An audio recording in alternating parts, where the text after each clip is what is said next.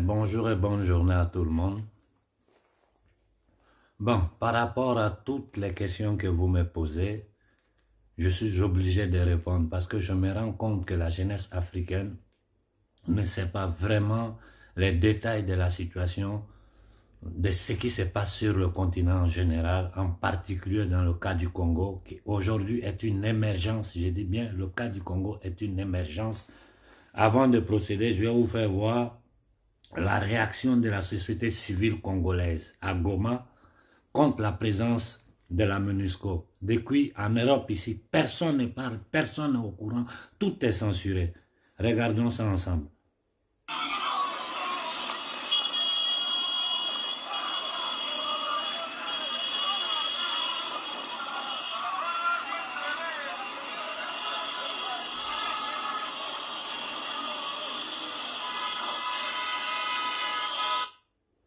Bon, ça c'est la population à Goma qui manifeste contre la présence de la MONUSCO au Congo.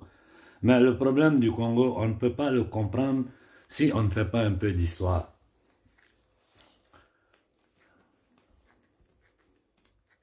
Notre cher frère, notre cher martyr, Patrice Lumumba, pourquoi il est mort?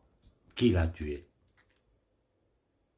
Et aujourd'hui, nous savons tous quel était le projet de la Belgique sur le Congo, aidé toujours par la France et ses alliés occidentaux. C'était balkaniser le Congo. Vous avez peut-être oublié le problème de la sécession du Katanga. Je ne me rappelle pas exactement en quelle année. Je crois entre 1960 et 1963, la sécession du Katanga. Ce que Lumumba a tout fait pour essayer d'éviter. Qui était derrière ça? Rappelez-vous bien la sécession du Katanga. Essayez de réfléchir un peu. C'est ce qu'ils ont fait ici en Occident avant de retourner sur l'Afrique. Vous vous rappelez de la guerre de la Yougoslavie? Qu'est-ce qui s'est passé en Yougoslavie? Comment ils ont fait pour démonter totalement la fédération de Yougoslavie? Comment ils ont fait pour donner l'indépendance au Kosovo en séparant le Kosovo de la Serbie? C'est le même jeu qu'ils sont en train de tenter de faire au Mali. C'est le même jeu qu'ils sont en train de tenter de faire au Congo. Et regardez, ces jeux-là, ils le font sur des grands espaces où ils savent qu'il faut balkaniser, morceler, diviser pour pouvoir contrôler. Prenons un cas simple. La superficie du Mali. Quelle est la superficie du Mali? Plus de 1 240 000, plus de 1 240 000 km². La superficie du Mali. La superficie de l'Éthiopie, 1 120 000 km². Prenons la superficie du Congo. La superficie du Congo, 2 354 000 km². Et la région du Katanga, à elle seule, a une superficie de 496 000 km². Si 2 millions et demi de kilomètres carrés, 495 000 km², c'est-à-dire c'est le 1/5 du Congo. Et pourquoi ils ont voulu faire ça? À cause des matières premières. Au Congo, le Congo détient près de 80% du coltan, je dis bien du coltan mondial. Le Congo détient plus de 70% du cobalt mondial. Le Congo a le diamant. Le Congo a le cuivre. Le Congo a la forêt, a l'uranium. Un grand potentiel hydroélectrique. Les terres arables, je vous parle de plus de 2 millions de kilomètres carrés. Les terres arables, une biodiversité formidable. Est la plus grande forêt tropicale au monde. Et je ne fais que citer quelques-unes des matières premières que le Congo a. Imaginez-vous un scandale naturel comme le Congo. Une superficie de quasi 2 millions et demi de kilomètres carrés. Ceux-là, pour contrôler le Congo, le territoire, c'est-à-dire l'espace, il faut la balkaniser. Voilà pourquoi nous avons affaire au M23. Voilà pourquoi aujourd'hui, ils sont en train de chercher, de faire la même opération qu'ils ont fait en Yougoslavie avec le Kosovo. La même opération qu'ils ont fait au Mali. Je dis bien, la même opération qu'ils ont fait au Mali et la même opération qu'ils ont fait au Soudan pour diviser le Soudan en Soudan du Nord et Soudan du Sud. La même opération, ils sont en train de tenter de la faire en Éthiopie. Ce n'est pas aujourd'hui que ça a commencé. Et la même opération, ils sont en train de tenter de la mettre sur pied au Nigeria avec Boko Haram, parce que le Nigeria a une superficie de près d'1 million de kilomètres carrés, si je ne me trompe pas. Je dois la voir dans mes notes ici. Un pays comme la Belgique. Si je vous dis, je sais que beaucoup seront surpris. Quelle est la superficie de la Belgique? La Belgique a 30 000 km², 30 680 km². 30 000 km². Le Congo a 2 354 000 km². Ça veut dire que la Belgique est près de 90 fois, le Congo est près de 90 fois plus grand que la Belgique. C'est-à-dire, dans la Belgique, là, tu vas enlever ça près de 100 fois dans le Congo. Et c'est eux, le roi belge a décidé que le Congo est sa propriété privée. Prenons le cas du Rwanda, qui est encore plus petit même que la Belgique. Le Rwanda a 26 000 km². Je dis bien, Rwanda a 26 000 km². Le Congo a plus de 2 354 000 km². Donc, demandez-vous comment un petit pays, un bout de terre comme le Rwanda, arrive à contrôler le Congo, à exploiter le Congo. Posez-vous les bonnes questions. Et pour comprendre ça, il faut comprendre qui a tué le président rwandais. L'assassinat du président rwandais Juvenal. Qui l'a tué? Il a été tué sous commission de Kagame. Je répète, le président rwandais Juvenal Habyarimana, comme son nom est un peu compliqué pour moi, a été tué sous ordre de Kagame à l'aéroport de Kigali quand ils ont fait péter son avion. Il est mort ensemble avec ses 2 ministres. Là, le génocide rwandais, d'où ça vient? Ça vient d'une guerre entre puissances étrangères, c'est-à-dire le conflit pour le contrôle de nos matières premières entre le pouvoir anglo-saxon et le pouvoir français. Ce même schéma, nous l'avons vu au Nigeria dans la guerre du Biafra. Voilà dans quoi nous sommes. Et si des gens sont capables d'armer des groupes de voyous, des mouvements comme le M23, tous ces mouvements de mercenaires pour semer la terreur au Congo, pour essayer de balkaniser le Congo, et en sachant bien que nous avons un toutou à la tête du pouvoir, le président congolais qui n'est rien d'autre qu'une marionnette au service de la France, de la Belgique et de tous les pouvoirs occidentaux prêts à se mettre en position de sodomie pour son intérêt. La seule chance que nous avons aujourd'hui pour fermer ce projet diabolique de l'Occident, je dis bien ce projet diabolique de l'Occident sur tout notre continent, c'est que nos populations s'élèvent. Je vous ai fait voir au début de la vidéo le soulèvement de la société civile à Goma pour manifester contre la présence de la MONUSCO. Ici en Occident, personne ne sait rien. Personne ne sait rien de tout ça. Vous savez pourquoi? Parce qu'il n'y a pas assez de monde. J'ai dit notre nombre est notre force. Quand tout le monde s'élève, ils ne peuvent pas le cacher. Donc voilà la situation du Congo. Et aujourd'hui, après avoir installé un agent de la CIA comme Kagame, l'uranium sort au marché noir, le cobalt, le coltan. Si je vous donne les chiffres des affaires qu'ils font en déroubant le Congo à travers Kagame et tous les voyous qui sont autour, mais c'est pas croyable. Ce qu'il faut comprendre, 70% des Congolais, 70% des Congolais vivent avec moins d'1,90 € par jour, c'est-à-dire en dessous du seuil de pauvreté. 70% des Congolais. C'est une population de combien de millions d'habitants?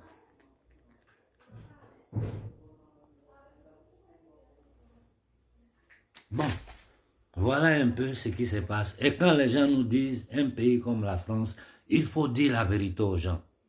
On dit la superficie de la France est 675 417 000 km². Mais la vraie superficie de la France, c'est-à-dire de la métropole, c'est 549 000 km². Plus ce qu'ils appellent la France d'outre-mer, c'est-à-dire 89 000 km² qui disent qu'il n'est pas chez eux. L'impérialisme, l'élite française a confisqué, dit qu'ils appellent ça la France territoire d'outre-mer. Mais si la France d'outre-mer existe, vu que nous sommes dans le franc CFA, qui est de propriété de l'élite française, C'est-à-dire, nous travaillons, ils prennent nos richesses. Vu qu'ils contrôlent notre territoire à travers leur occupation militaire, vu qu'ils contrôlent notre économie à travers toutes les multinationales françaises qui contrôlent tout, ports, autoroutes, infrastructures, logistiques, il n'y a pas quelque chose qu'ils ne contrôlent pas. Donc, l'Afrique de l'Ouest et l'Afrique centrale sont aussi territoires français parce que c'est des colonies françaises. La superficie de l'Afrique de l'Ouest un peu plus de 6 millions de kilomètres carrés. L'Afrique centrale égale. Quand on met les deux ensemble, ça fait près de 12 millions, plus de 12 millions de kilomètres carrés contrôlés par la France, parce qu'elle contrôle à travers l'occupation militaire, à travers une monnaie nazie et à travers la présence des multinationales qui contrôlent tous les secteurs de l'économie en Afrique, nous imposant ce que nous devons cultiver, nous imposant comment nous devons réfléchir et nous obligeant à voter derrière eux au Conseil de sécurité des Nations Unies, je répète, qui n'est rien d'autre qu'un instrument aux mains de l'impérialisme occidental. Après avoir fait ce petit détour, vous pensez que la France permettra au colonel Ibrahim Traoré de rester au pouvoir pour travailler pour l'autodétermination, la dignité du peuple burkinabé? Vous le pensez? Non, ils ne le feront pas. Ils vont nous combattre jusqu'au dernier burkinabé. Ils vont nous combattre. Parce que c'est une question de survie pour eux. C'est une question de survie pour les mondialistes. Et la France étant un État aujourd'hui, un État satellite de ces satanistes-là, la France obéit aux ordres qui viennent du World Economic Forum, aux ordres qui viennent de toutes ces ONG, think tanks qu'ils ont créés pour séminer la désolation, la mort, la dislocation dans le monde. Voilà notre réalité. Ils feront tout pour faire tomber le petit colonel Ibrahim. Ils feront tout pour balkaniser le Mali. Ça, il faut que nous le comprenions. Sinon, vous-même, Maliens, quand vous réfléchissez avec tous les efforts que le gouvernement malien est en train de faire, après toute sa résistance, pourquoi nous sommes encore dans franc CFA? Quand nous savons que le professeur Nicolas Boyou nous a enseigné comment on fait pour sortir de cette monnaie. En 3 jours, projet de loi, on envoie les machines, on frappe le biais. La garantie du franc malien, c'est la richesse du Mali. Aujourd'hui, nous savons que dans le Sahara, dans tout le Mali, le sous-sol est vachement riche de tout ce qu'on peut imaginer. Et je vous parle de 1 million et quelques de kilomètres carrés. Nous savons la quantité illimitée d'eau douce qu'il y a dans le sous-sol du Sahara. Gaz naturel, pétrole, hydrogène. Mais il n'y a pas ce qu'on n'a pas. Or, diamant, le Burkina. Mais c'est incroyable. Le Sénégal aujourd'hui, le pétrole du Sénégal sert à qui? Ça sert à qui? Qu'est-ce que les Sénégalais gagnent dans le pétrole du Sénégal? Je pouvais sortir les chiffres ici et commencer à vous donner des détails sur tout ça. Mais ça va prendre du temps. Il faut que vous compreniez l'essentiel. Ces gens-là ne partiront pas. Chaque jour que Dieu font, ils font un pas en avant dans leur projet de balkanisation, de destruction de l'Afrique et de son peuple. Cependant, ils sont en train de le faire sur l'ensemble de l'humanité. Donc, nous avons une seule solution. C'est que quand un appel est lancé au soulèvement, au mouvement, aux manifestations pacifiques, il faut que tout le monde, vieux, jeunes, enfants, comprennent que c'est notre destin, c'est le futur de l'Afrique, le futur de l'humanité. Parce que s'ils n'ont pas le contrôle de l'Afrique, ils n'auront pas le contrôle de l'humanité.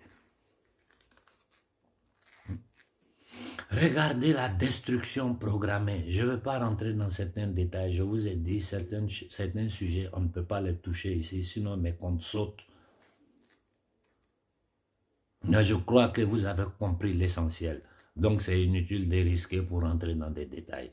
Ce que je dis, et je le répète, il faut arriver à lancer un mouvement à échelle continentale sur toute l'Afrique. Et avant de m'arrêter, je vais dire à tous les Burkinabés, vous avez perdu, nous avons perdu.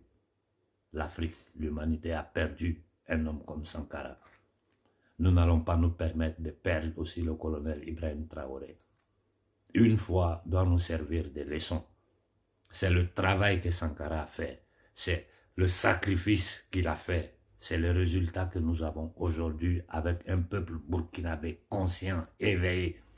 C'est le résultat que nous avons aujourd'hui avec un jeune digne fils d'Afrique qui s'est mis là pour défendre les intérêts, je ne dis pas du Burkina, mais de toute l'Afrique. Parce que le combat qu'Ibrahim Traoré mène, il le mène pour nous tous. Le combat que le colonel Koïta mène, il le mène pour nous tous. Et vous devez comprendre une seule chose. Tant qu'ils auront leur présence militaire sur notre sol, nous n'aurons jamais la paix. Et tant que le franc CFA va exister, nous pouvons lancer tous les discours que nous voulons, faire tous les projets que nous voulons. Mais les bénéfices de notre travail, de notre sueur, de notre effort, de notre intelligentsia, c'est l'élite française qui le récupère à travers le franc CFA, à travers le multinational qui contrôle tous les secteurs de la vie en Afrique. Voilà notre réalité. Je m'arrête en disant aux leaders sur le continent africain, au mouvement panafricain, il faut que d'ici 2-3 mois, nous réussissons à lancer une manifestation à échelle continentale. J'ai dit à nos frères du Congo, surtout à la diaspora congolaise, il est temps que nous levons la voix pour attirer l'opinion publique mondiale sur la situation au Congo. Quand je finirai cette intervention, je ferai une intervention en italien pour expliquer en détail à la société civile italienne quelle est l'histoire vraie du Congo, de Léopold II, un des plus grands criminels de l'humanité, jusqu'à nos jours. Combien de millions de morts cet assassin a fait? Personne ne parle de lui. Voilà notre réalité. Donc c'est à nous de savoir si nous voulons changer le destin des prochaines générations ou si nous voulons permettre à ces gens-là, cette fois-ci, de détruire totalement notre société civile, de balkaniser notre terre. Regardez le désarroi qu'il y a partout en Afrique. Tu regardes au Niger, j'ai dit aux frères du Niger, je reçois vos messages, je n'arrive pas à les lire parce qu'il y en a trop, mais l'essentiel, je sais, nous suivons pas tous leurs mouvements sur le continent africain. Aujourd'hui, je ne vais pas vous parler de l'Afrique du Sud, des BRICS. Je vais revenir là-dessus quand ça sera le moment. Je ne vais pas vous parler des petites réunions qui sont en train de faire en bas du rideau pour essayer d'imposer les impositions du WEF aux peuples africains. Mais on va venir sur ça. Pour le moment, là, l'essentiel, c'est qu'au Congo, les gens ne dorment. Au Congo, vous ne devez plus jamais vous asseoir. Tant que la MINUSCO est là, il faut que toute l'Afrique commence à dénoncer Kagame. Il faut que partout dans le monde, les gens sachent qu'il y a un agent, un criminel, un génocidaire, agent de la CIA qui assiste sur le Rwanda. J'ai dit bien, la superficie du Rwanda, c'est 26 338 km². C'est-à-dire un bout de terre qui veut gouverner un pays qui a plus de 2 354 000 km², près de 100 fois plus grand que le Rwanda. Je m'arrête là pour aujourd'hui. Je crois que le 28, si je ne me trompe pas, d'après les nouvelles qui me sont arrivées, il y aura une grande marche au Burkina. Et moi, j'espère du fond de mon cœur que c'est tout le Burkina qui va se mettre sur pied. Je dis bien tout le Burkina. Avant de fermer, une autre voix, je lance un appel au colonel Koïta. Tu es notre seul espoir dans ça. Tu es notre seul espoir. S'il te plaît, sors du franc CFA. Si tu sors du franc CFA, c'est fini pour le franc CFA. Et ils doivent comprendre que quiconque essaiera de te toucher, comme le frère Béhanzin l'a dit, nous allons vous faire comprendre que l'Afrique appartient aux Africains. Bonne journée à tout le monde. Merci pour l'écoute. Et réfléchissez sur cette situation. Comment et quand lancer une manifestation à échelle continentale. Je suis ouvert, j'attends. Quand les leaders sur le continent africain décideront, nous allons, nous de la diaspora, faire de notre voix un écho dans le monde. Bonne journée à tout le monde.